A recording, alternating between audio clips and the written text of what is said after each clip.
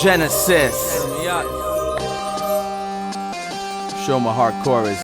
Hey, welcome back to dclayborn.com. It's DC here. Just wanted to say thanks for checking out part 2 of how to treat your hands and how to deal with calluses and rip calluses from your workout. If you didn't view part 1, check out the link below. I put a posted there. The best way to stay up to date is to make sure you subscribe to our videos so you're always notified whenever we put new information out. And click on the link below that will take you to dclayborn.com so you can opt in and get your cool gifts that allow you to continue to train harder and continue to train smarter. If you missed part 1, click that link below. It's where I cover more about daily maintenance for your hands to minimize the chance of rips during workouts and during strongman training, stuff like that. So now that part 1 of the daily maintenance is out of the way, now it's time to kind of figure out what to do once you have ripped your hand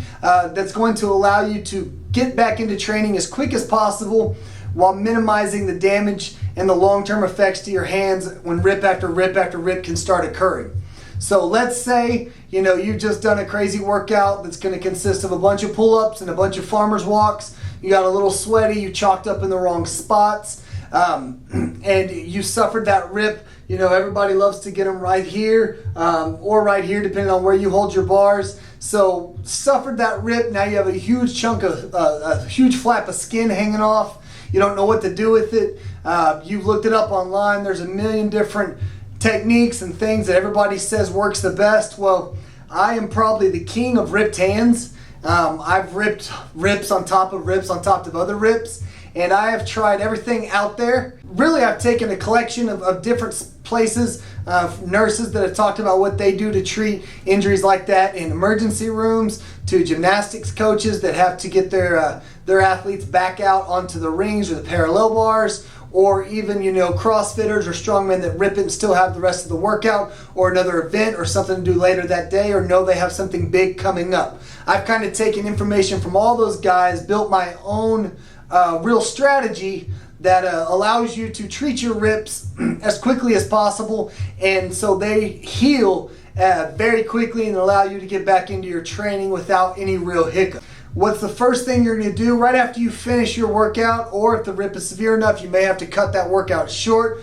Sorry, I know that is miserable and you hate to do that, but it's one workout and nobody loves you leaving your blood all over the bar or farmer's walk implements or whatever it is. So either way, let's say you're done with your workout, you have a big rip. The first thing you want to do is you want to go into the restroom and get the water as hot as you can stand it. Get those hands underneath. It's going to burn and soap the living crap out of it to clean all of the junk out that you got while still finishing your workout, because I know you did with that open wound all over the bar, wall ball, jumper, whatever it is you were touching. So get those hands under the water, really give them a good soaking, a good cleaning, keep them soaked, work that spot. It's going to burn, fight it back.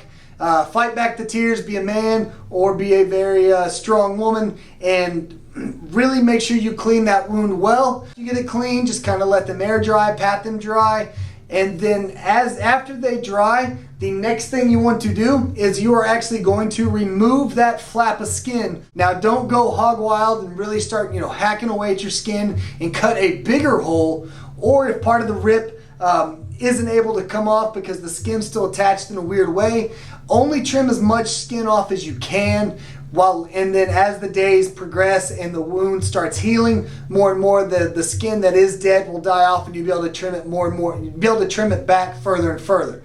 These are basically cuticle scissors. I've used nose trimmer, nose clipper scissors, kind of whatever. I've even used in the worst situations, I've even had to use just fingernail and toenail clippers.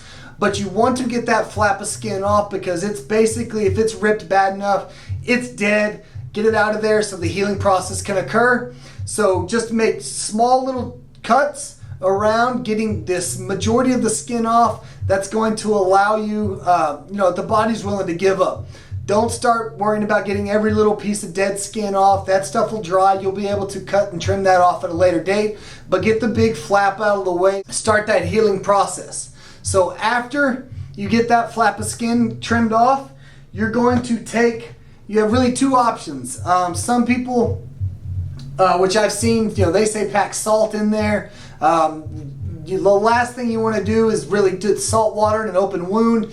It's not going to clean it. Soap's going to clean it way more effectively. It's not going to start or promote the healing process like I've seen quite a few people really talk about. I asked a nurse that deals with a lot of this, not really so much rips, but skin injuries and stuff like that. And they basically said when they're severe, a rip is basically treated like a blister that has been opened, which is treated just like a burn, where that layer of skin, I forgot the exact depth that they're getting down to, has been removed, and you're leaving that raw piece of skin open. And the nurse basically said the last thing you would ever want to do is put salt into a type of wound like that. Really, after you trim it and have given it a good wash, you're going to want to take something like Aquaphor, which is basically a good skin protectant. Even on the back it says temporarily protects minor cuts, scrapes, and burns, which is what a rip really is. So you want to take something like Aquaphor,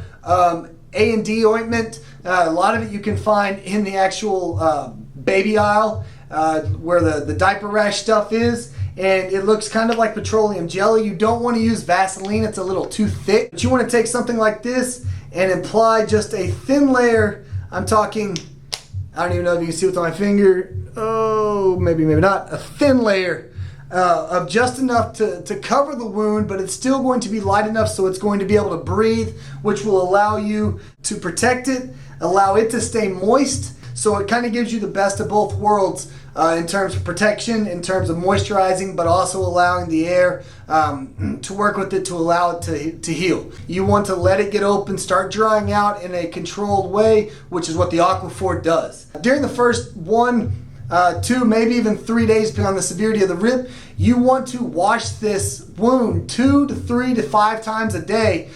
Just every few hours, especially if you know it gets dirty. Give it a good cleaning and reapply the Aquaphor. What is the best thing to do if you don't want to carry Aquaphor with you around? Be the weirdo at your desk that has a bottle of Aquaphor for some reason.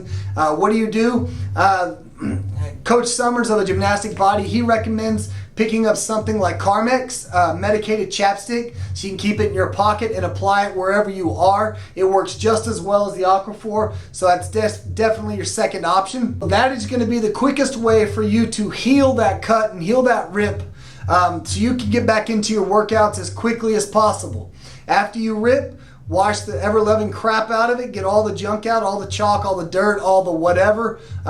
Trim the dead skin of the flap of skin off, and then apply Aquaphor, or if you were out and about, some type of medicated chapstick. Apply that, repeat that process every 3 to 5 hours for the first 1 to 3 days, depending on how severe the rip is. After that, it may be a little tender, but you should be good to go in your workouts.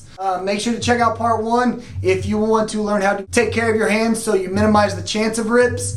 And subscribe. Click on the link below. Check out all the other videos and information that I'm here to give you guys. Now you guys know, and knowing's half the battle. Genesis. Show my hardcore is, you know what I'm saying? Yo.